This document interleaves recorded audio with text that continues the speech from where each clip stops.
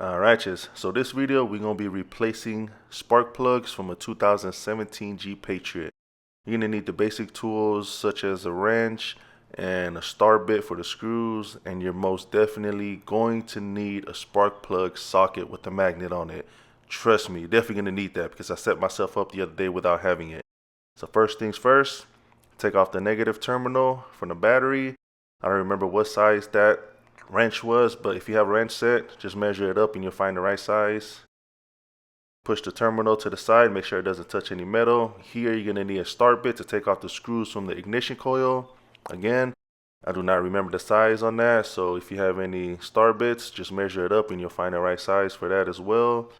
And next thing you need is a flathead. I forgot to mention that earlier, but you're definitely going to need a flathead to pry back the red clips that's on the plugs.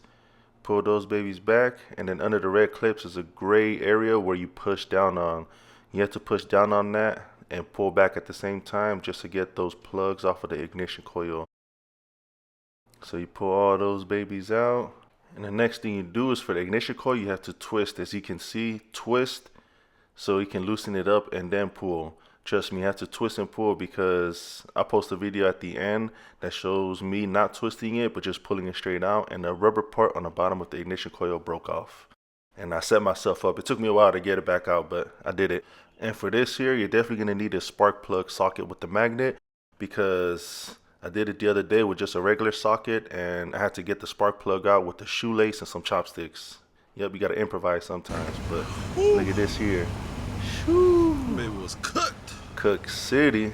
That thing was cooked. It was definitely time for some new spark plugs. So just put the spark plug back. Put the spark plug back inside the spark plug socket and put it back where it goes and tighten that baby up. So I know you're supposed to have one of those torque wrenches to be able to torque it up to the right inch pounds, but I just hand tighten it. Don't be like me, you're gonna need the right tools. The only reason why I did it like this because I could usually feel how tight it needs to be. But don't cook me in the comments, alright? As you can see though, man, these spark plugs are cooked. Matter of fact, they're burnt. No, they're beyond burnt. They're disintegrated, as you can see.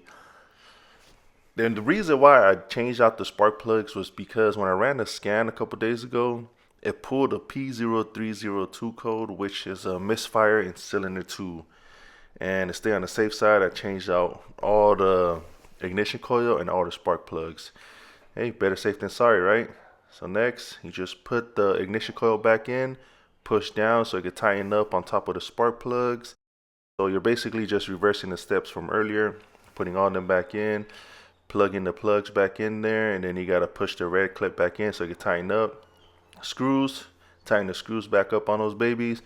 You gotta do it tight but not too tight before you break something. Last thing is, you already know, putting the negative terminal back onto the battery. Tighten that baby up too, but not too tight. Yep, putting the cover back on top of the battery, and then putting the cover back on top of the engine. And that's how you change your spark plugs. So let's check it out. Let's see how it sounds. Yes, sir. That's how it's supposed to sound. Like I said, there's a video right after this showing me change the ignition coil, and you'll see what happened, especially when it was stalling out. So yeah, this is the video I was telling you guys about. I was changing out the ignition coil, and I pulled it straight out right here. Ooh.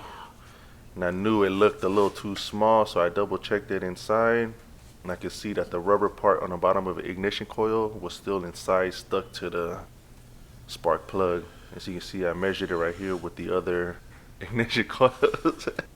Oh yeah, I knew I done messed up. So man, definitely don't do what I did. It took me a long time to get it. I tried using sockets to get it out, to pull out that rubber part, and all that messing around. There's a spring inside the ignition coil that I accidentally dropped in there. So this right here, I used chopsticks to get it out. Yep, the infamous chopsticks I was telling you about. Yep, finally got that baby out. It took a while to get it out, but it's out.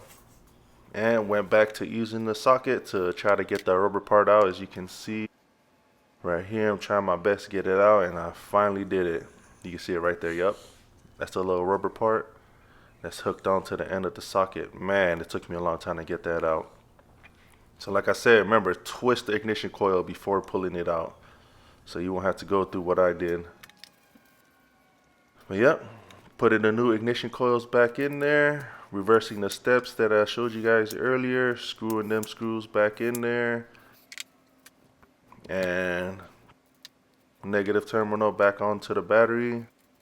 As you can hear, after I changed the ignition coil, the car still didn't start up. It still stalled a little bit right here. Yeah, so that's when I knew right there that it wasn't an ignition coil, but it was the spark plugs. But the funny thing is that it was even the spark plug too. It was the battery. So yeah, save yourself some time, get your battery checked.